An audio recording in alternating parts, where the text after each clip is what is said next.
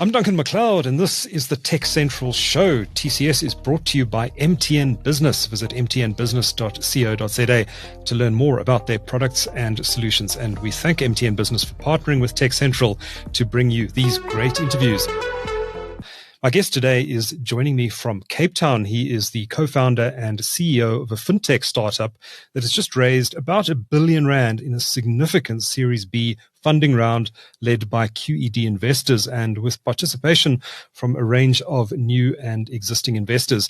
Its customers include the likes of Takealot, MTN, Vodacom, Bash, now part of TFG, of course, Hollywood Bets, and others. The company is called Stitch, and this latest funding round is worth about $55 million in rand terms, bringing the company's total funding to date to the region of about R2 billion or $107 million in hard currency terms. Kiaan Pillay, welcome to the TechCentral Show, and thank you for your time. Thank you. Thank you so much for having me. Fantastic. Now, this, Kiaan, is a very significant funding round, certainly in the South African context, just based on the quantum of funding raised alone. But before we delve into it, tell me a little bit about yourself and your background and what led to the formation of Stitch. Sure. Yeah, happy to. So I am South African born and bred, born in Dubs. I grew up in Pretoria, and then I came to study in Cape Town and fell madly in love with Cape Town and have never left. I have always kind of liked tinkering in anything vaguely computer sciencey. I was very fortunate, and my grandparents got me a computer when I was 10, which was a very strange, random thing to do back then. What was it? It was I can't even remember. It was like an absurdly large box. It had WinMe on it. Like at best it had Paint and a few other things. I spent years just playing with Paint as a 10-year-old because that was fun. I spent like an obnoxious amount of time in our study, playing with that. It was an absolutely garbage piece of computer, but, I think probably set me up in many, many ways. So I'm very grateful for that. I studied, computer science and finance, at UCT.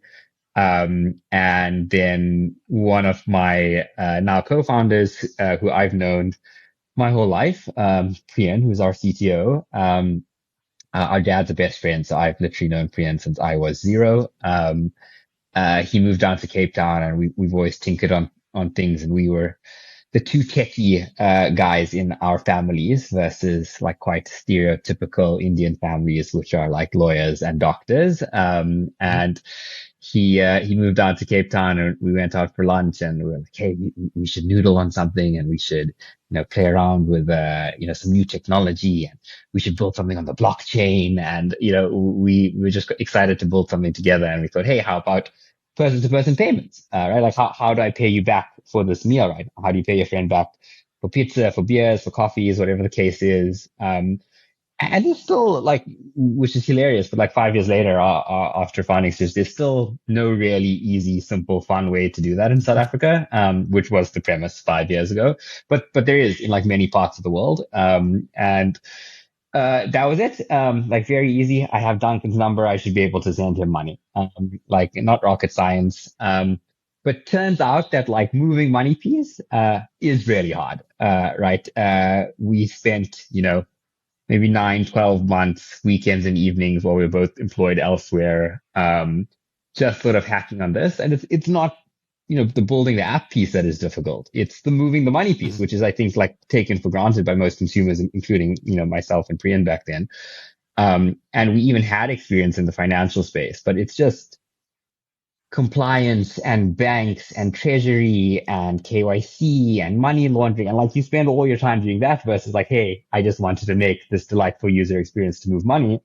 And so we sort of got to the point where we had built our own tech to do that and to like power the application. And we got to the point where we could move money with an API call, albeit probably not compliant and horrible and not scalable, but we got to the point where we had like /bank/payout. And if you hit that endpoint, it made a payment, right? And that was like really cool moment for us. And we both were like, this would be very interesting if this was real and this wasn't, a dumpster fire that lived on our laptops. And we both quit our jobs at that point. And it's taken, many a turn and morphed a lot. But the idea was like, hey, this would be really interesting for everyone, anyone that is sort of involved in finances, accepts money, moves money. It's a difficult thing. Like we could make, a product out of this and we can make it a bit more scalable. What is the most difficult part? Is it getting the technology to work, or is it working in the regulatory ecosystem? I would say like all of the above, and there are other pieces too. It's a highly competitive environment, right? There are other people, like people have accepted money online for many, many years. We're not the first people to do this. We won't be the last.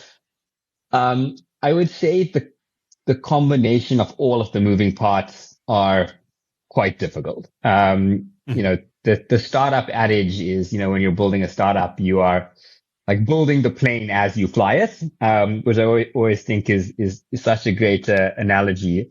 But it just becomes very hard because you can't really mistime any piece of it, right? You need to get customer demand at sort of the same time that your product is getting ready, that a customer can use it. But, there's another vector, which is like you are regulatory ready and compliant. And then there's another factor. There's a bank that's willing to work with you. And it becomes this like very challenging, interesting coordination problem where if you sort of get one of those things wrong, it's pretty detrimental, right? Like if you don't have a customer, then the bank's not going to work with you. And if you don't have a bank, the customer won't work with you. And if you don't have a bank and a customer, you won't get a regulator to approve it, right? And if you don't have any of those things, then you can't build the product. And so the moving pieces of it is quite challenging, and we haven't always timed it perfectly. And we have had laggy periods where we've had one ahead of the other. But it's mostly humming now. Mm-hmm, mm-hmm. Well, let's talk about funding. You've obviously just done this big funding round, but let's go back to the beginning. You quit your day job to start this business or to build it. Where did your first bit of funding come from? Was it angel investors? How did you raise cash initially? Yeah, we've been super fortunate with this. Our first funding came largely from the investors of the last business I worked at. So I worked at a business called Smile Identity, which, which, operates in the African, fintech and startup space. It's an identity verification provider, similar sort of thing as to what we're trying to do, but, verifying identity versus moving money type of thing. Was based in San Francisco, now based in London, but very traditionally venture capital backed. I was fortunate enough to spend good amount of time with the investors at that business while I was still there. And so they all knew me. I knew the founders very well. Obviously, it was an 8-person company when I was there. And so I had very good relationships and fortunate enough to still know them well now and also left on good terms. I was really enjoying it. And one day I told my boss, who was the COO, hey, I'm resigning. And things were going well. I was enjoying it. The business was doing well. And he said, what? What's going on? And I said, like, genuinely nothing wrong with Smile. I just have the bug. I kind of just want to do something else.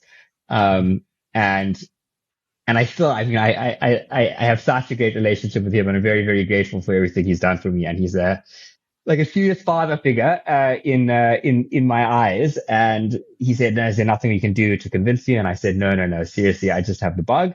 And then he said, okay, how much can I invest? Before even hearing the idea or anything, I was like, okay, Dad, sure, this is great. And so I was super fortunate that he was keen to put some money in. Him and the founders, also introduced me more formally to all of the other investors, and they said, hey, Kiaan's leaving.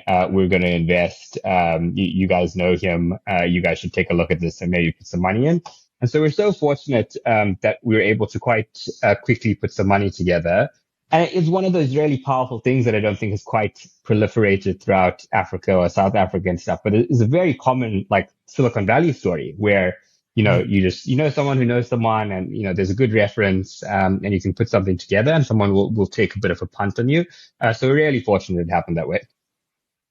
Okay, fantastic. So take us very briefly then through the timeline of fundraisings that you've been through since your founding in 2019. You've been through Series A and Series B now, but just run us through that quickly. Yeah, we've had a few of them. I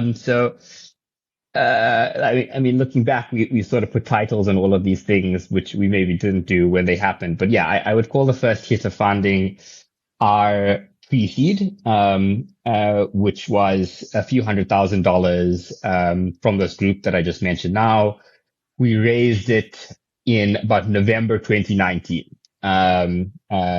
Not knowing what was about to hit us, right? COVID was around the corner. We raised money, and then 2 months later, COVID hit. I think we're fortunate enough to basically raise money sort of every year, almost exactly, year on year until where we are now.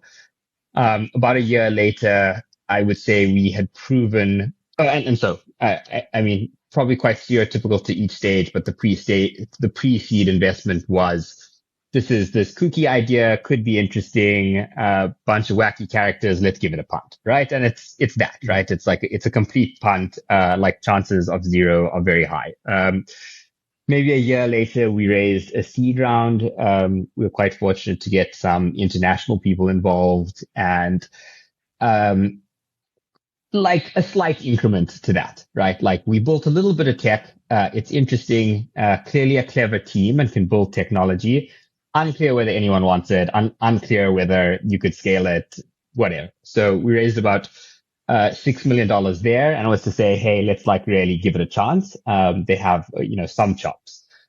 Then we raised in 2021, again, about a year later. And this one was maybe the kookiest of them all. And I think really sophisticated investors and really interesting group of people involved and stuff. But I think the whole world, including us, got very caught up in like the last frontier in venture capital, right? And it's like Africa, and like what could a pan-African payments business look like? What could a pan-African data business look like? And like we were not even doing well in South Africa at the time, right? We were still like barely finding our feet there. And so we were very fortunate that we raised a large amount of money. We raised $21 million at that point. And I'm still grateful for it to this day, because I think we needed a little bit of extra capital, because it did take us long to find our feet. We only maybe started to get traction in like mid 2022. But really that was predicated on like, how could we be this pan-African business? And somewhere along there, we did expand into Nigeria for 3-4 months, and it was an absolute disaster, and we had to pull out. And so that was sort of, the start of our Series A. Then maybe about like 18 months later, so maybe this one is slightly more prolonged, is actually when we started to get traction. We had started to get traction as a pay by bank method, right? We were a payment method. We weren't a full suite payment service provider. We were just offering one thing to a group of people. But a few things were interesting. I think one was that we were attracting quite a lot of interest from enterprises. They were starting to want to work with us on multiple products. And that was compelling too. Like one, it was an interesting customer set, because these are large businesses that you could potentially scale with for a very long time. And two, they're interested in things you're not even doing yet, right? Like products that they already have in the market. They were like, hey, could you guys maybe look at doing that for us? Which is also was non-obvious to me, right? If you had told me 4 years ago, we would be competing and, providing card payments and things that existed in the market, I would have said, why, right? There's like 3-4 other players. And so that funding round was $25 million. Rivet led that round, who are globally one of the most renowned sort of fintech investors, which we're very happy with. And we've had a relationship with them for a while. And then now, about a year after that, we raised this round now with QED, which was $55 million. And that's sort of to fund some of our future growth now. Okay. And I noted that Trevor Noah is one of the participating angels, if I can call him that, in the latest funding round. How did that happen? Yeah. Good question. He is, and we're also smitten about that. I think it's like one of these weird things, and it doesn't really happen often in South Africa, and I'd love that to change. Is we one of our angel investors is quite a prolific South African guy that lives in Silicon Valley now, and he's just very, very connected. And as you do when you're that sort of profile, I think he's very, very generous with his network, and he's like, I know these South Africans doing things, and you guys should connect. And Trevor's looking to do more stuff in South Africa, and he's obviously very romantic about South Africa, and he's spending more and more time there. And it was really one of these ridiculous connections where I say ridiculous because we benefited from it so much. Benefited from it so much, was he was literally just like, hey, you're two South Africans. This could be interesting. You could do something together. I'm sure you'll just enjoy talking to each other. Like, connect. And I was like, whoa, did I just get connected with Trevor Noah? That's awesome. And yeah, I think, it's always very pleasantly demystifying sometimes when you meet these people and they're so down to earth and very relatable and easy. And that was kind of it. And so I have a bunch of stories that would be similar to that, but with, people in tech and fintech and stuff like that. But it's just like such a wonderful thing that people do in some of these markets where they just want to give back, because people did it to them, 20, 30 years ago. Yeah. Okay. So is Trevor very much a passive investor, or is he giving you some ideas for the business as well? A bit of both. We historically, Stitch has not been a consumer-facing brand, right? We are now, one of the largest PSPs in South Africa. We do a very significant amount of volume online. Actually, chances are, if you're a South African that's paid online, chances are you paid with Stitch. If you ask any South African what Stitch is, chances are they'll have no clue, right? Which I totally understand, because we've never been a consumer-facing brand. At some point, there is merit and value in building that out. At the early stages, that's very expensive, and it's unclear whether you should spend the money up front, which was sort of our thesis. Now, the larger we get, and we do compete against other PSPs that I would say do have better brand equity than us, I think there is merit to being how do we win the consumer at checkout, right? And that's where we'd like to start having a little bit more fun and getting more involved in more consumer-facing stuff. I think that will be a while away still, but I think increasingly there'll be more involvement. Mm-hmm. Okay, I'm sure Trevor Noah will be able to help you out enormously there if he's willing to. So you mentioned the other players in the PSP space. It looks like a very competitive market to me as an outsider. There seem to be a lot of players in that space in South Africa. What are you doing differently compared to the other guys that has caught the attention of your funders? Sure. I think your observation is bang on, right? Again, I thought this. I thought absolutely when we had enterprises say, can you do our card transactions? Can you do payouts for us? I was like, what do you mean? You have someone doing that for you. You've been doing this for 10 years. How, what are you looking for? And I think there's just this pretty interesting gap in being quite specialized. Right. I think most providers, including ours, or us at the start, are, and this isn't to be critical, I think the market is such that you do want to go after the whole thing. It's not the stakes in terms of size, for example, but to a little extent, they're all things for all people, right? You can serve a mom and pop clothing shop. You can serve sort of a mid-level e-commerce shop, or you can try serve the largest enterprises in South Africa. And to some degree, you just can't serve those businesses the same way, right? And if you have all of your tech, your operational functions, your onboarding, your support, your fraud, they're all kind of operating to serve all people, it gets a little bit bloated and inefficient in some areas. And I think it's very difficult to be as responsive to the enterprises as you need. So in 2022, we actually made a really hard decision to offboard all of our non-enterprise clients. And the reason just being hey, there is certainly enough volume and opportunity in South Africa to just serve enterprises, and you can build an interesting and big business here, but you have to be the best at it, right? You have to be able to respond, within 5 minutes. You have to be able to meet them where they are with all their custom requirements. you can't operate support as like a call center. You need to be like humans, white glove. And so I think there was just like quite a gap to serving enterprises in this like best in class way. I would be lying if I said we did all things in market as well as all other PSPs. And I'd like to get there and we'd like to expand to do these things. But our gap right now is enterprise. And right now, I think we do significantly perform better on an enterprise basis than other players. And that was sort of like the niche that we just wanted to carve out. Out of interest, do you see other fintech players as your primary competitors, or do you see the banks as your rival? It depends. It's a good question, and it changes a bit over time. I would say predominantly what it has been is the fintech players, right? And it's other PSPs, and like those are more obvious competitors, right? You go to a merchant and you say, "Hey, I'm selling card payments," and they say, "Hey, yeah, I use competitor X," right? And that's an obvious one.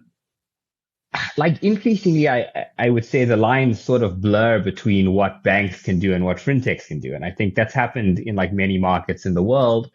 And that's beginning to happen in South Africa, right? There's a new payments bill that's coming out that, in South Africa that increasingly grants PSPs similar access, similar rights, direct integrations into the clearinghouse and stuff that some of the banks have. And so I would not say we're competitors with the banks yet. I don't think we will be for a very long time. I don't think it's unfeasible to say that like our paths will sort of blur and overlap a little bit in that case. And, banks are starting to offer direct payment methods, right? And like, what does that mean, right? It means like we can distribute them, and that's very interesting, and we can be partners there. They can distribute them directly, and that, we'd be competitive on who we're selling to, in some cases, right? In many cases, what we're doing is our underlying products are, bank owned and bank sponsored. We're not able to hold deposits. Banks hold deposits, right? And so we are partners with the banks in many cases, but who wants to own the customer at the end of the day? And so like it's an outrageously stupid word, but people throw around the word co-opetition, when it comes to banks and fintechs. And I think that's probably true. I think that can be healthy. It can also be very friction filled, depending who you work with. But there will be some case, I think it would be a bit short sighted to paint any one of them with a single brush and be like, these banks are our competitors or these banks are our partners outright. I think some things you'll partner with, some things there might be competitive elements, and that will change over time, based on the market dynamics.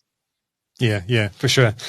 Now, a lot of PSPs in this market are or started out focusing on the e-commerce space, either mainly or exclusively. But I believe your offering is broader than that. In fact, you bought a company a few months ago called ExiPay to allow for in-person payments.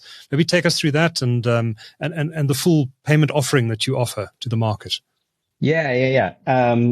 So I think we started similarly. Obviously, e-com is a very fast growing space. It hasn't really slowed down in the last few years. And, if you look at the volumes in South Africa, e-com is about 10%, at best of total volume, whereas in-person payments is still about 90%, right? But you look at some, Western markets, in many markets that's flipped, right? Like e-com is like 60% and in-person is 40%. I don't know when that will happen in South Africa, but you have to believe at some point in time that shift will change. So online is very compelling to us, but where is the volume today? Like plain and simple, it's in person, right? Like again, 90+% of volume is in person.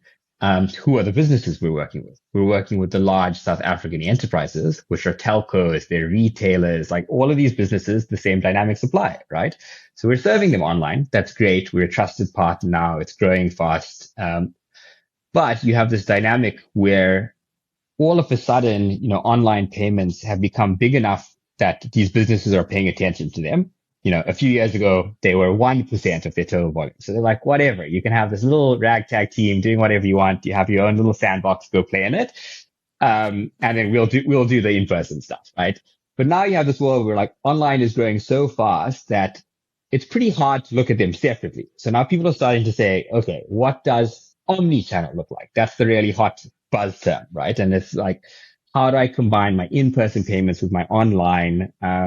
First of all, I have completely different teams working on these two things. That probably doesn't make sense. I need to have reconciliation in one place, settlements in one place. How do I get one single view of what my payments looks like, what my revenue looks like in one place? And that gets really hard if you're using multiple payments providers, right? And so the thesis was, hey, we have a lot of these enterprises working with us online. They want to start working with us in person. How do we do that? And we went down, classic build, partner, buy type of story. And we've always been of the belief that we want to completely own the stack because we believe we can have better performance if we own the whole thing. And then two, if we completely own the stack, then we're able to offer these unified experiences, right? You're able to start a journey online and you can finish it in person, right? You could refund it in person, or you could pick up your items in person or something like that. Or you can go in person, you can try buy, a pair of 9 shoes. They don't have it, but they can deliver it to you tomorrow, right? And you can start your journey in person, but you can finish it online. And increasingly, like merging these two worlds together adds a lot of value to one, how frequently customers, are able to transact, but they transact with larger volumes too, right? Because they have more comfort that they can do it between the two. So that was it, basically. It was, we really, really liked the tech that the ExePay team had built. They were already working with some of the retailers in person that we were working with online. And we thought it was an interesting opportunity for us to marry the two. And that's just where the major volume is. So let's just double down on the existing customers we have and go to where their volume is. Mm-hmm. Not being an expert on the space, I don't quite understand how the integrations work, etc. So if you walk into a store and the transaction goes through your platform, do you have some sort of software that's running on the point of sale device? How does it actually work in practice? Bang on. So essentially the way it works is that we have, think about it very simply as devices these days are largely Android devices, right? So think of it like more or less like a cell phone, like an Android device. And like you would on a cell phone, you have apps. We have a payments application. So we do have a piece of software on the device. We just are responsible for receiving that payment in a secure way, tracking the reconciliation, make sure it gets to the bank, etc. It works exactly like that. It's very analogous to just using an app on your phone.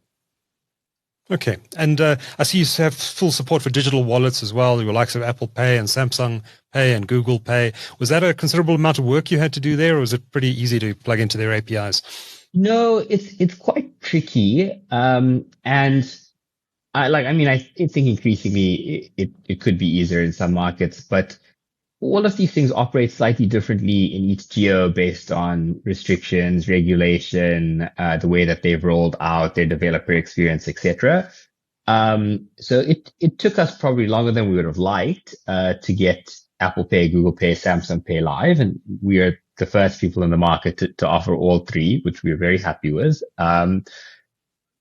We thought it was a no-brainer though, right? Like at least anecdotally, if you walk around, you see a large number of people paying with their phones versus their physical cards, right? So that's interesting. There's already adoption in South Africa of digital wallets. But why is no one doing it? COVID drove that, right?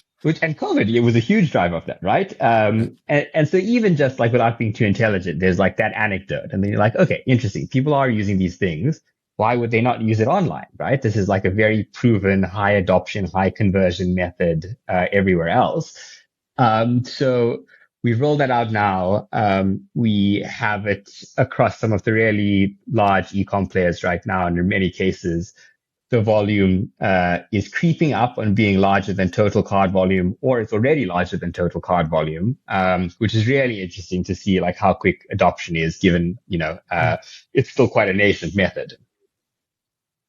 I use Samsung Pay on Takealot. Is that your work? Correct. Yes. Okay. Good. Works seamlessly.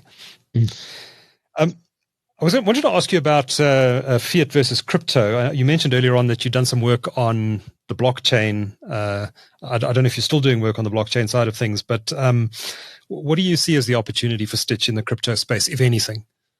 Yeah, it's a good question. We think there's a lot of opportunity. we think it's a very interesting mechanism for efficient payments. We think it's an interesting store of value. We think it's driving adoption really quickly.